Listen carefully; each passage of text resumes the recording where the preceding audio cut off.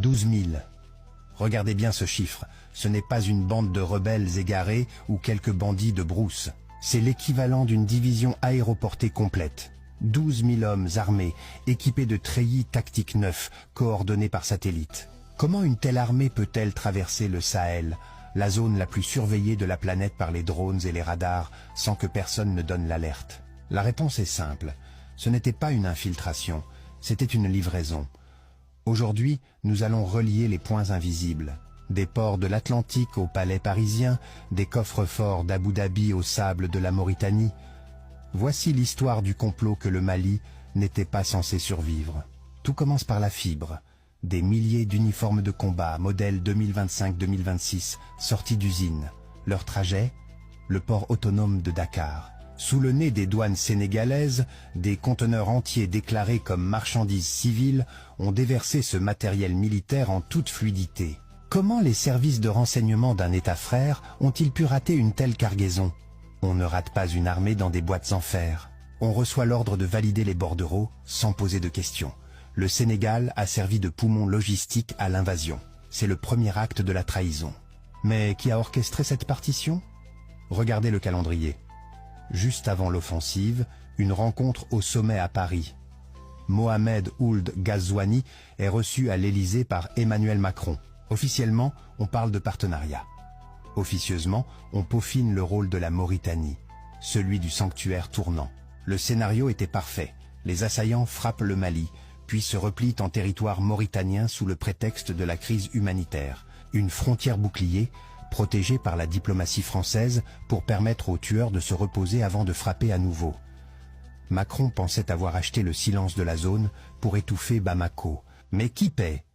Entretenir 12 000 hommes coûte environ 1 million de dollars par jour. Suivez l'argent. Il ne mène pas aux mosquées, il mène aux banques.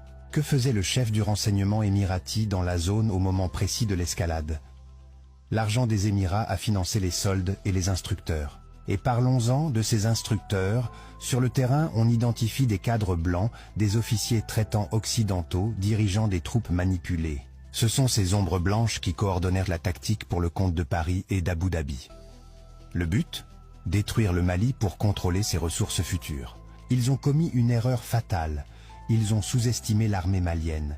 Les FAMA n'ont pas demandé la permission à Paris. Elles n'ont pas attendu l'aval de Nouakchott. Quand la survie de la nation est en jeu, les frontières coloniales s'effacent.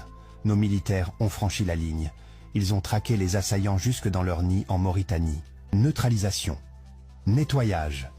Le Mali a imposé une nouvelle jurisprudence. Si vous abritez la mort, nous viendrons la chercher chez vous. Ce coup de force a pétrifié les comploteurs et réduit au silence les donneurs de leçons. Et que dire de l'Algérie? Le président algérien déclare aujourd'hui être prêt à aider le Mali. Mais de quelle aide parle-t-on? Le Mali et les peuples de l'AES exigent des actes, pas des mots. Comment prétendre aider le Mali quand on offre l'asile à ceux qui nous poignardent? Monsieur le Président, si vous voulez aider, commencez par renvoyer l'imam Dicko et livrer Iyad Ag Ghali. Ces mauvais prédicateurs et chefs terroristes séjournent tranquillement sur votre sol pendant que nos soldats tombent. La main tendue d'Alger ne sera crédible que lorsqu'elle cessera d'être un refuge pour nos ennemis. Le paradoxe de l'allié nous a appris une leçon. Qu'il soit de l'Est ou de l'Ouest, aucun allié ne fera le travail à notre place. Les satellites russes n'ont rien dit, mais le courage malien a tout vu. Aujourd'hui, le Mali n'est plus une victime, c'est le laboratoire de la dignité africaine. Paris espérait des funérailles, le Mali célèbre une renaissance. Le message est envoyé.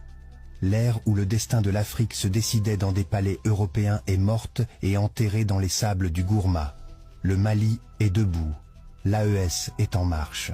Et l'Afrique se souvient enfin de qui sont ses vrais fils.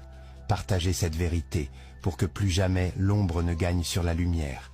GSN.